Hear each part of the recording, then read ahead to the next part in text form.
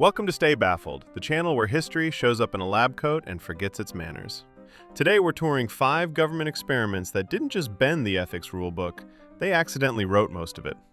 From 1930s Alabama to late century Salisbury Plain, we're talking consent, coercion, and why IRBs now have fangs.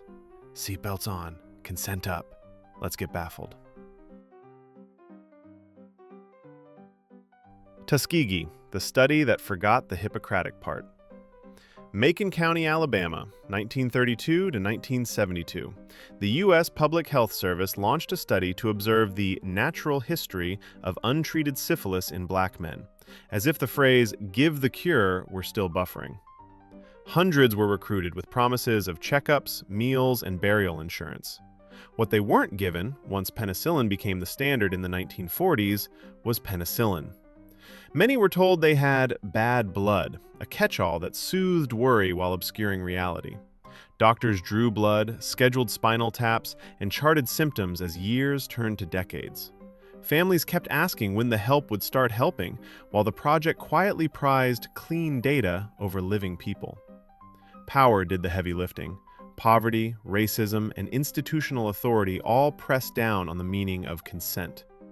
Even when outside physicians tried to treat participants, gatekeepers sometimes intervened to preserve the observation. Nothing says science like locking the medicine cabinet so your chart stays tidy. In 1972, journalists exposed the study. Outrage detonated nationwide. Congressional hearings and lawsuits followed, culminating in a federal apology. Reforms hardened into infrastructure. Institutional review boards with teeth, stricter rules around vulnerable populations, and a definition of informed consent that is specific, voluntary, comprehensible, and revocable without penalty. The case became required reading not for any findings, but for the trust it destroyed and the guardrails it inspired. Communities remember, mistrust doesn't evaporate because a memo says, "our bad." Ethics isn't an accessory to research. It's the engine that keeps people human in the story. Final verdict.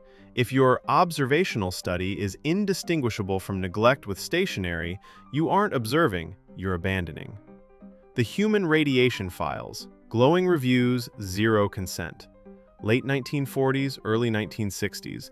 Boston, Cincinnati, Nashville, San Francisco. The atomic age barged into American hospitals with more questions than scruples. Researchers, often with federal backing, wanted hard numbers. How radioisotopes travel through bone and blood, what doses are safe, and what exposure means for pregnant patients and fetuses. The scientific pitch sounded cautious and responsible. The paperwork often did not. Patients were injected with tracers or subjected to whole or partial body irradiation beneath therapeutic umbrellas wide enough to hide 2 Geiger counters and a conscience. At a Massachusetts state school, children joined a nutrition club and ate oatmeal laced with tracers to map mineral absorption.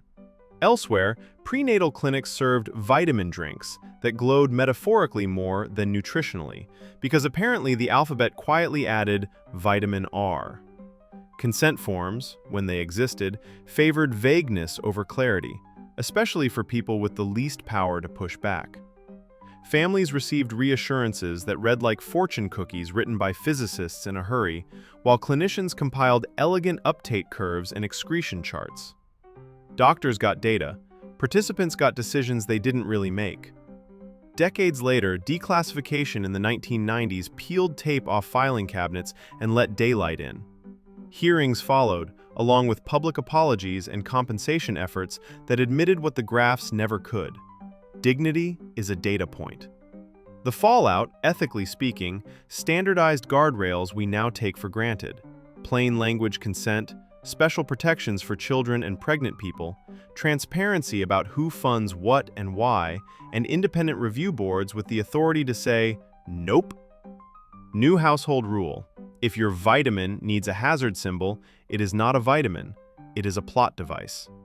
The upgrade wasn't abandoning radiation research, it was finally treating participants as decision makers, not sample paths. Because discovery without agency is just curiosity wearing a lab coat 2 sizes too big. Guatemala syphilis experiments. Ethics go on vacation. 1946 to 1948, Guatemala City and nearby institutions. An international public health collaboration went looking for fast answers on sexually transmitted infections and decided the quickest path was to manufacture learning opportunities. Prisoners, psychiatric patients, and soldiers became the dataset, not because they were ideal for the scientific question, but because they were easiest to access within carceral and clinical systems that already limited their autonomy. The plan was brutally tidy: expose people to infection, then test prevention methods, diagnostics, or treatments.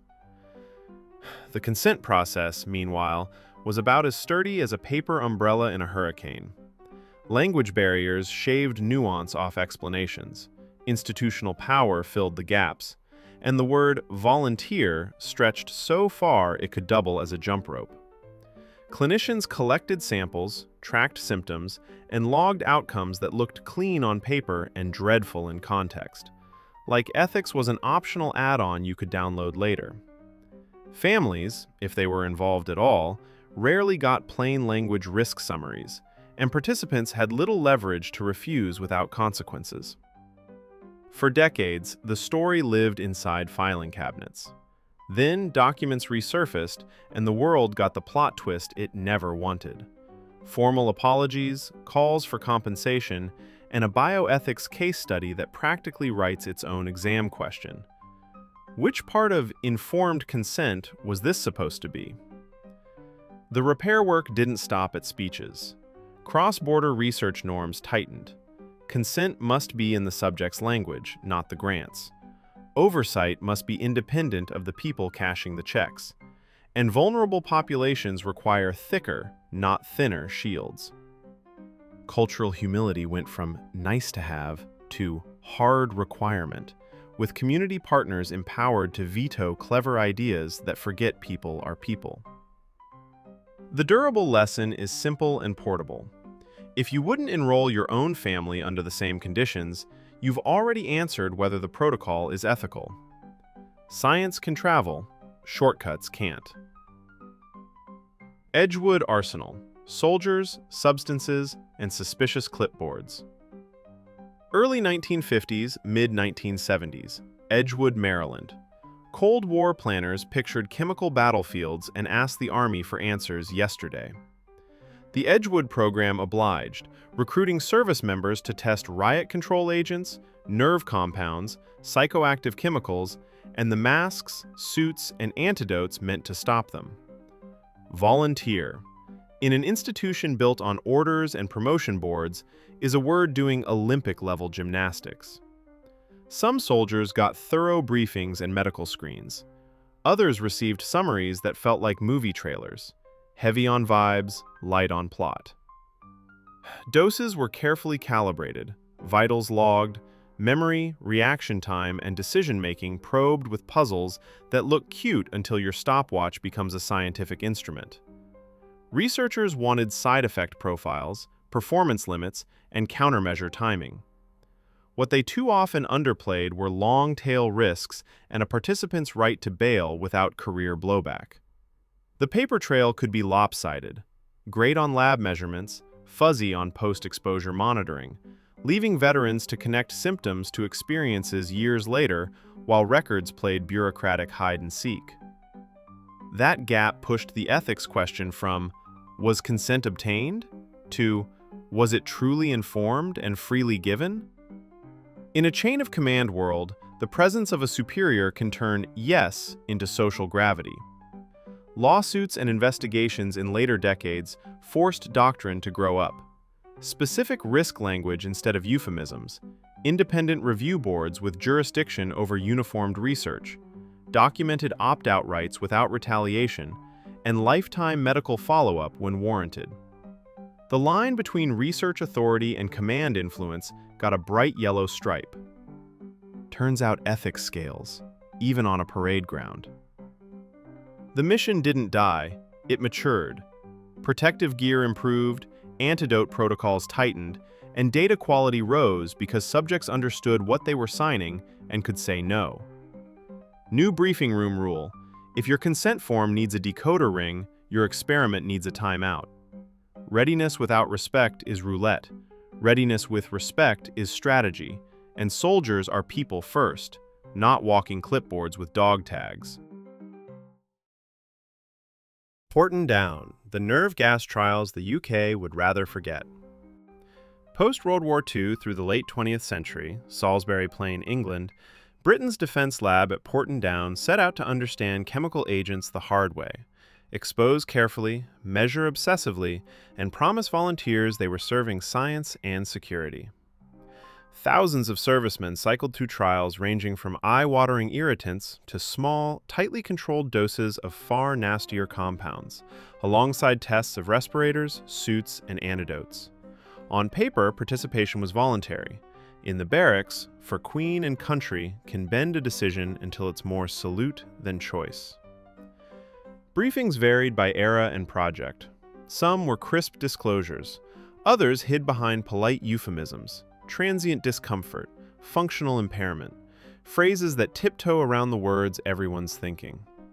Scientists clocked reaction times, tracked pupil size like tiny barometers, drew blood, and timed decontamination drills that sometimes worked brilliantly and sometimes discovered novel ways to fog up a gas mask.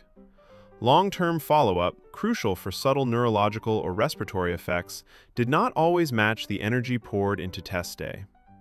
As veterans aged and symptoms accumulated, questions sharpened. What exactly was I given? Where's my record? Who decides if this connects to service? Legal cases and inquests pried open dusty files, and daylight did what daylight does, force a reckoning. The culture shifted. Plain language consent that names the risk, dose ceilings vetted by independent toxicologists, medical officers empowered to abort trials, and participant rights that don't evaporate when the stopwatch starts. The philosophical flip mattered most. Burden of proof moved from the volunteer proving harm to the institution proving safety. Defense science didn't stop, it got sturdier. Better respirators, clearer antidote protocols, cleaner data sets, and consent processes designed to survive both cross-examination and common sense. Protecting a nation starts with protecting the people who volunteered to protect it, and that protection begins before the first breath under a mask. That's our tour of how because science met because people. If today clarified why informed consent, plain language risks, and real oversight matter, do the ethical thing for the algorithm. Like the video, subscribe, and ring the bell so the next deep dive lands politely in your notifications. Informed consent, to be entertained. Stay curious, stay kind, stay baffled.